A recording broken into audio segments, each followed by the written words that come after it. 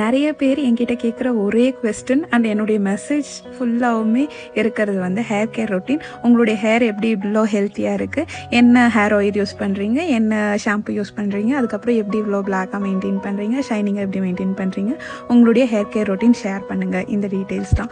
First of all வந்து இந்த video வந்து நான் August 8th எடுத்த வீடியோ. இந்த வீடியோவில் நான் ஏன் ஹேர் கட் பண்ணுறதுக்காக நான் போயிருக்கேன் அப்படின்னா, என்னுடைய ஹேர் வந்து வால்யூம் இல்லாமல் ரொம்ப அப்படியே கொஞ்சம் ஃப்ரிஸியாக இருக்கிற மாதிரி இருந்தது. அதனால் வந்து இருக்கிற ஸ்ப்ளிட் எண்ட்ஸு இது எல்லாத்தையும் வந்து நான் ஹேர் கட் பண்ணிட்டேன். ஹேர் கட் பண்ண பிறகு பாருங்கள், உங்களுக்கு அந்த ஹேரில் சுத்தமாகவே வால்யூமே இருக்காது. நான் இதுக்கப்புறம் தான் ஒரு முடிவு எடுத்தேன். நான் வந்து ஒரு ஹெர்பல் ப்ராடக்ட் அந்த மாதிரி தான் யூஸ் பண்ணணும், எந்த விதமான கெமிக்கல்ஸுமே என்னுடைய ஹேரில் யூஸ் பண்ணக்கூடாது அப்படின்னு. அதே ஒரு மாதத்தில் என்னுடைய ஹேர் கேருடைய சேஞ்ச் பாருங்கள். என்னுடைய ஹேர் ஃபுல்லாக வால்யூமோட நல்லா டெக்ஸ்டர்டாக அப்படியே வந்துருச்சு. ஓகே, நவ் வந்து ப்ராடக்ட் மட்டும் ரிவீல் பண்ணிடலாம். பியூட்டி ஃப்ரம் மதர் நேச்சர் அப்படிங்கிற பேஜ்லேருந்து தான் இவங்க கிட்ட இருந்து ப்ராடக்ட்ஸ் வாங்கியிருந்தேன்.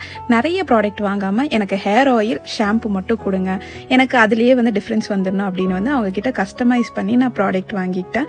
இவங்களுடைய பியூட்டி ஃப்ரம் மதர் நேச்சர் அப்படிங்கிற பேஜில் இவங்க ப்ராடக்ட்டை வந்து கஸ்டமைஸ் பண்ணி தான் நானே வாங்கிக்கிட்டேன். நிறைய அட்வைசஸ் கொடுத்துருந்தாங்க, இந்த மாதிரி ஹேர் கேர் ரொட்டீன் ஃபாலோ பண்ணுங்க அப்படின்னு. நான் ஃபாலோ பண்ணிகிட்டே வந்தேன். டு பி ஹானஸ்ட், ரெண்டு ப்ராடக்ட்டில் என்னுடைய ஹேருமே ஹெல்த்தியாக மாறிடுச்சு. அதுக்கப்புறம் இவங்களுடைய டீட்டெயில்ஸ் நான் கேப்ஷனில் தரேன். நீங்களும் காண்டாக்ட் பண்ணிவிட்டு உங்களுடைய ஹேர்க்கு ஏற்ற மாதிரி ஹேர் கேர் ப்ராடக்ட்ஸ் கஸ்டமைஸ் பண்ணிக்கோங்க. Thank you so much.